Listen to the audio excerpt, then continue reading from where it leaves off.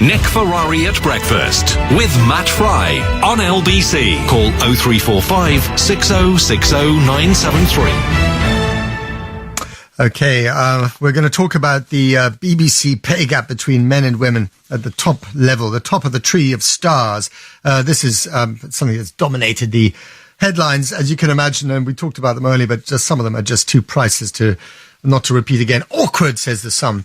Two presenters next to each other, Dan Walker on 250k a year, next to Louise Minchin on Breakfast. We don't know how much she earns, actually. Chris Evans earning 2.2 million. I mean, it's quite extraordinary, these numbers. And now Jeremy Corbyn has vowed to slash the salaries of the highest paid male presenters, perhaps some females too, but I think many male presenters. And these revelations about the BBC continue to dominate, of course, conversations and the headlines, as I just said. And speaking exclusively to LBC's Ian Dale, the Prime Minister yesterday said the BBC needs to work harder to reduce the gender pay gap. Listen. What has happened today is that we have seen the way the BBC is paying women less for doing the same job as the men. I want to see women paid equally with men. The only reason we know about this, though, is because the government required the BBC to publish these figures. Well, Jeremy Corbyn has jumped on the bandwagon of outrage by saying that this excess pay should be slashed, that actually the BBC should respond, as everyone else in the public sector does, to his suggestions of a 20-to-1 ratio. In other words, no top BBC star should earn more than 20 times the lowest paid BBC operative. And I think the lowest paid BBC salary is about £16,000 a year. So times 20, work it out, £320,000 a year. That is literally Chris Evans' salary minus a naught at the end and a few other things missing. So I don't think he'd be too happy with that. Let's talk to Martin Campbell, media advisor for Media Objectives and former chief advisor to Ofcom. Good morning. Good morning, Matt. What a mess, eh? It certainly is.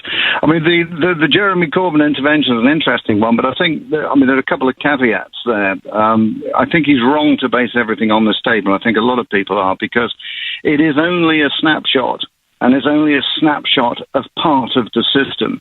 So, there are other things like the management structure, which is probably another scandal to be raised later on. Well, let's stick with one scandal at a time. I mean, this is bad enough, isn't it? Oh, yeah, of course. But if you pay the top talent, and as you say, it depends how you do the maths and how much the lowest paid person at the BBC is paid.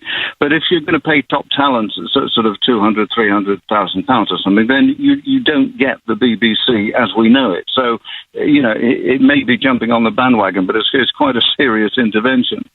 So, I mean, there was a suggestion, a hint of a suggestion yesterday evening from James Purnell, one of the BBC bosses, the head of radio, I think, that they might even lower the pay of some of the male presenters instead of bringing up the pay of some of the female presenters, which will leave nobody happy at the top of the tree. I mean, the punters might be happy, the listeners and the viewers, but in terms of the stars, I guess what the female stars are hoping for is that they will be lifted up to the level of Hugh Edwards and the like, not the other way around.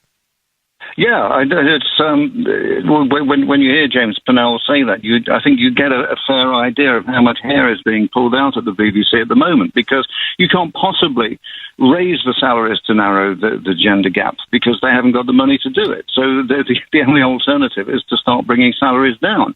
And if you start bringing them down even further to the sort of level that Jeremy Corbyn's suggesting, then what you'll do is you'll finish up, I guess, with, and you know it well, the American public service system, something that's worthy, but it's a million miles from chasing ratings, which the BBC have been allowed to do over the years. That's what you'd finish up with. So if someone gets paid so Chris Evans is on 2.2 million quid a year. The argument has always been that, this is competitive with the private sector. That's what he would get in the private sector. And the BBC has to compete with the private sector in order not to be a kind of, moribund public sector organization, as you just sort of described it. But who is going to pay Chris Evans 2.2 million quid in the private sector in this country? Yeah, no, that's a very good point, and I think that a lot of people are missing the fact that, they think this is going to be inflationary because agents are going to be on the phone to everybody and so on. But in actual fact, it may well be deflationary, because if the BBC have to bring their salaries down, then of course the commercial sector will say, hey, that's good, and then down will come their salaries as well. And also the thing is, it seems to me that the BBC is actually driving these rates, not the private sector. Yes. I mean, that's long been contention. It's been contention with presenter salaries as well. And I've run commercial radio stations in the past where I've had to try and compete against the BBC when they've been upping sports rights and this sort of thing in the past. So I think you are looking at a slightly different operating world for the BBC after this. We're having a bit of a laugh about this, especially the awkward moments but hang on a second. This is really quite serious for the BBC, isn't it? Because you're putting a name and a number. People can get their head around this much more than around so many of the other issues that the BBC has been criticised on. Yes, and in a way, I think it is deflecting from a lot of other issues. My question is, this will have repercussions for the BBC, I'm guessing, beyond the actual pay levels of the top stars. Yes, it will have an impact on schedules and so on. As I say, even just the idea of narrowing the pay gap, which may have come more by cock-up than conspiracy, but the idea of having to narrow that and do it quickly, you have to bring the bill down because they don't have the money to bring the bill down. And so the content, of course, which you've got, as we all know, is king, is going to be affected to a great degree. And that's a shame that the BBC actually have been allowed to run with a little bit too much freedom with public money over the years without any reining back, because it's clearly far too late to start again with public service broadcasting in this country, which is sort of what Jeremy Corbyn's plan would need. Yeah. Martin Campbell, thank you very much indeed. Let's go to some callers. Isaac from Brent Cross. Isaac, you are on the air. Hi. I think we're tackling the wrong end of the stick here.